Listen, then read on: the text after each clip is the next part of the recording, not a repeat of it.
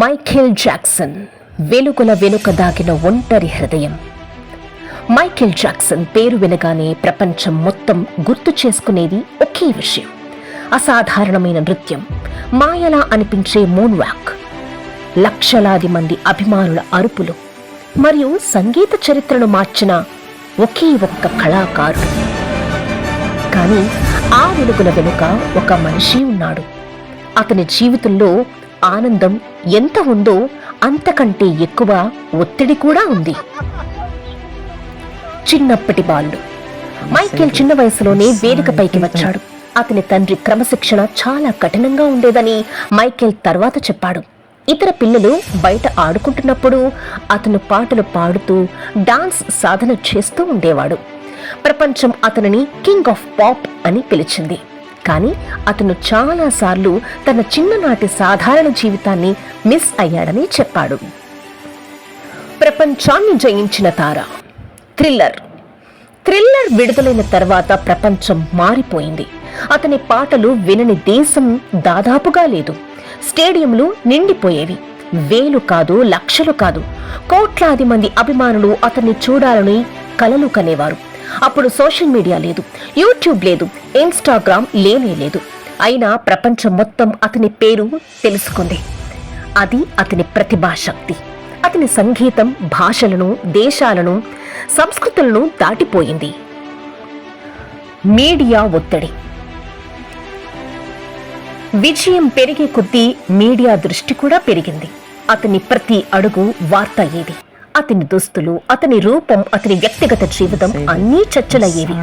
అతని గురించి చాలా రకాల పుకార్లుగా వచ్చాయి. కొంతమంది అతన్ని వింత వ్యక్తిగా అన్నారు. కొంతమంది అతని వ్యక్తిగత జీవితం గురించి ఊహాగానాలు చేశారు. ఈ వార్తల్లో చాలా వరకు అతనికి బాధ కలిగించాయి. ఈ వార్తల్లో నిజాల కన్నా పుకారులే ఎక్కువ. ఒక మనిషి విజయాన్ని తట్టుకోలేని వ్యక్తులు సృష్టించగలిగేవి పుకార్లు, వదంతులు మాత్రమే. విటిలిగో, అపార్థం. విటిలిగో అనే చర్మ వ్యాధి కారణంగా అతని చర్మం రంగు క్రమంగా మారుతూ వస్తోంది. కానీ చాలా మంది నిజం తెలుసుకోకుండా అతను తన చర్మ రంగును మార్చుకోవాలని అనుకుంటున్నాడు అని విమర్శించేవారు. అతను అనేక సార్లు ఇది ఒక వైద్య పరిస్థితి అని వివరించేవాడు.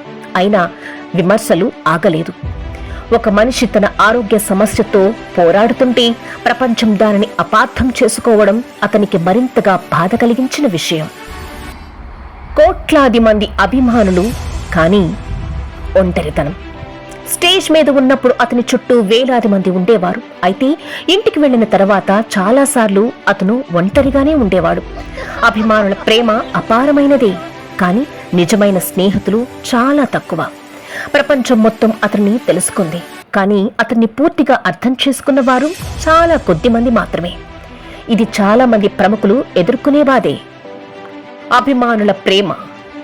అతను ఎక్కడికి వెళ్ళినా అభిమానులు గంటల తరబడి ఎదురు చూసేవారు. కొంతమంది అతన్ని చూసి ఏడ్చేసేవారు, కొంతమంది స్పృహ కోల్పోయేవారు. అతని సంగీతం వల్ల తమ జీవితాలు మారాయని చెప్పారు. అతని పాటలు కేవలం వినోదం మాత్రమే కాదు, ప్రేమ, శాంతి, సమానత్వం, పిల్లల హక్కులు వంటి విషయాల గురించి కూడా మాట్లాడాలి. చివరి సంవత్సరాలు. జీవితాంతంలో ఆరోగ్య సమస్యలు, న్యాయపరమైన వివాదాలు, మీడియా ఒత్తిడి మరియు నిరంతర ప్రజా దృష్టి అతనిపై ప్రభావం చూపాయి.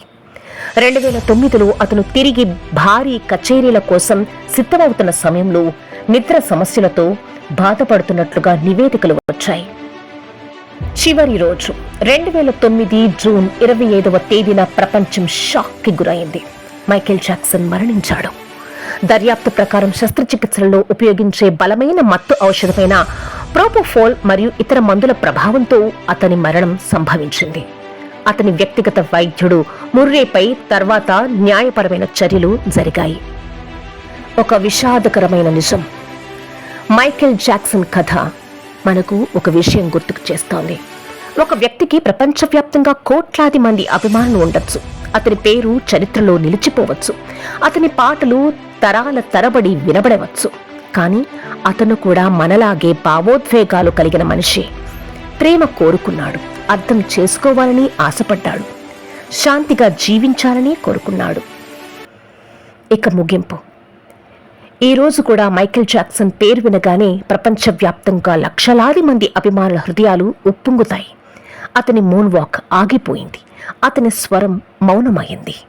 కానీ అతని సంగీతం, అతని ప్రభావం, అతని కలలు ఇప్పటికీ ప్రపంచం అంతటా ప్రతిధ్వనిస్తూనే ఉన్నాయి. ఒక మనిషి వెళ్ళిపోయాడు, కానీ ఒక లెజెండ్ ఇంకా జీవిస్తోంది. That is Michael Jackson. Thanks for watching.